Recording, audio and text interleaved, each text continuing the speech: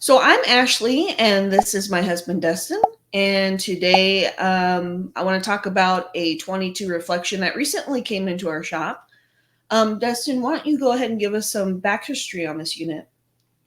So we had a customer bring a unit in the shop, and he wasn't a previous customer. We've never helped him before, and he has a Grand Design reflection. And basically, the unit, he states that the unit has been in and out of his local dealership for I don't know 12 months, 10 months, 12 months at a time. Had an ongoing issue. He took it in to get it repaired. They did a repair, but on his way home, it ended up doing the exact same thing that he took it in for. So fast forward to our shop, he's now made an appointment. He just came in, and I briefly spoke to him at the time of drop off. And so we basically pulled the unit back and decided to let's dive into it and see what's going on for this gentleman. Okay. And so, what did you or the technicians do to start? Well, what was the complaint, really? He just basically said something's going on at the rear of my unit and causing damage. Dive into it and figure out what's going on. Okay. So, what did you and the technicians do to start finding the issue? So there's a bunch of things going on in our industry right now. So one of the things that we're obviously concerned about is the frame flex issues. So that was another item on the list to check out. So we didn't know if it had something to do with the frame flex or not. We didn't know if it had something to do with the lag bolt situation or not, or something currently like we've been discovering all the I-beam issues. So we pulled the unit to the side of the shop, leveled everything out, started diving into it, and we determined that something was shifting side to side on the back wall, and it was buckling some people refer to it as J-skirt, some people refer to it as skirting, but it was buckling at the rear wall, the aluminum sheeting.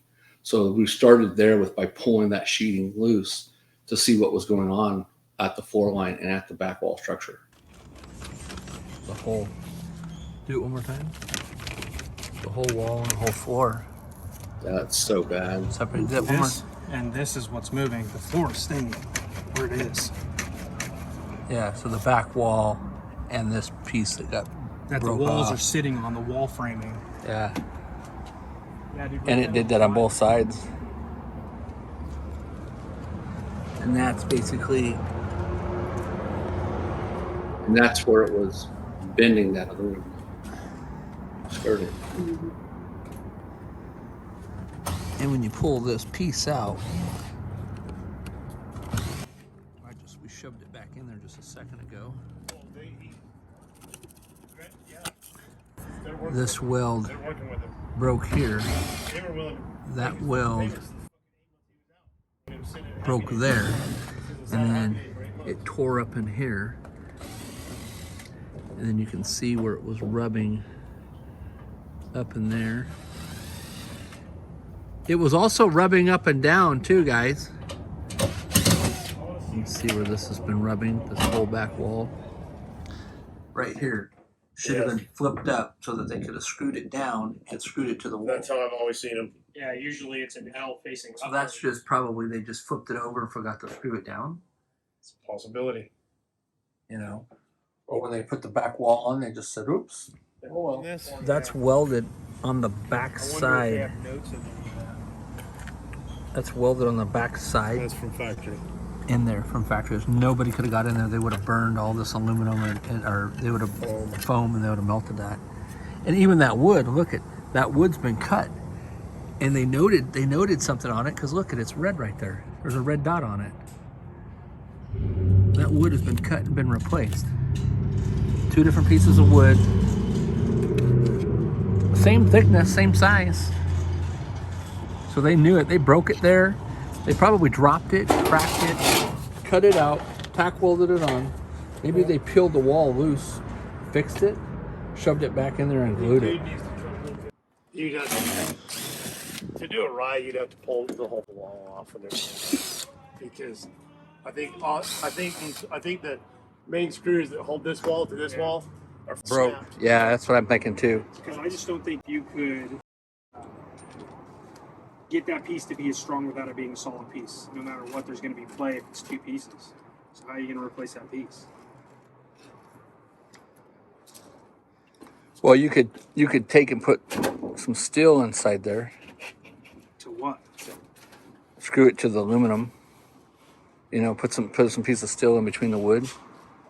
Told you, everything shifted that way. Yeah. Oh yeah, it sure did. And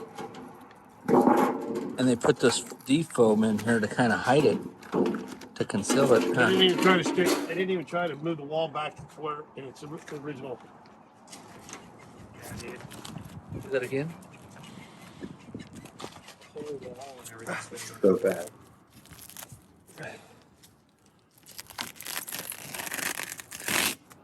Oh, look at, well, the way that the screws all broke loose, it broke loose from all the welds.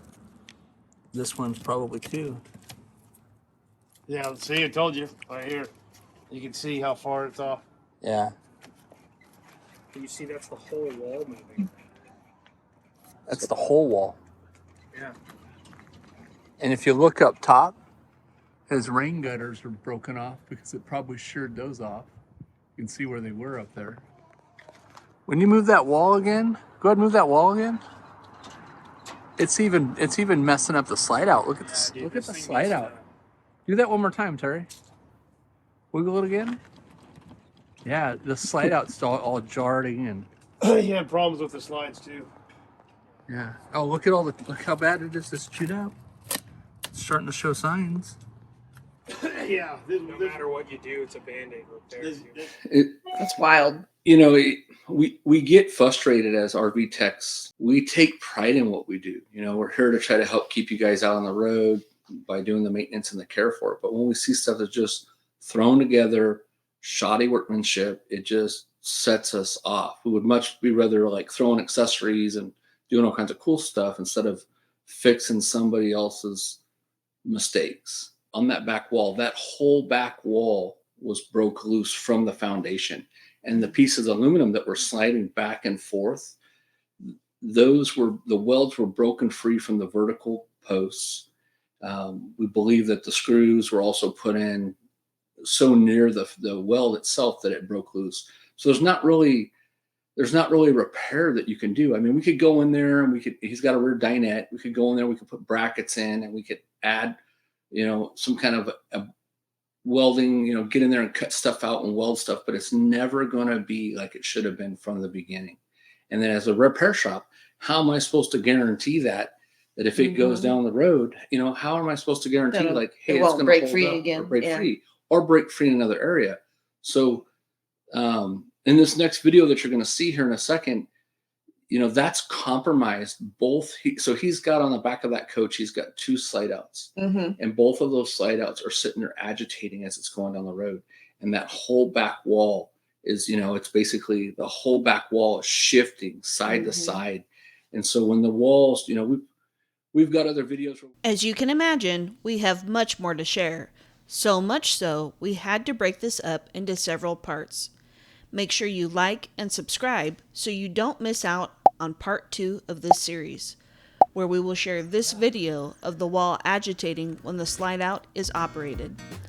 In the meantime, I've linked some other videos so you can see what else is going on in the shop. Thank you so much for watching.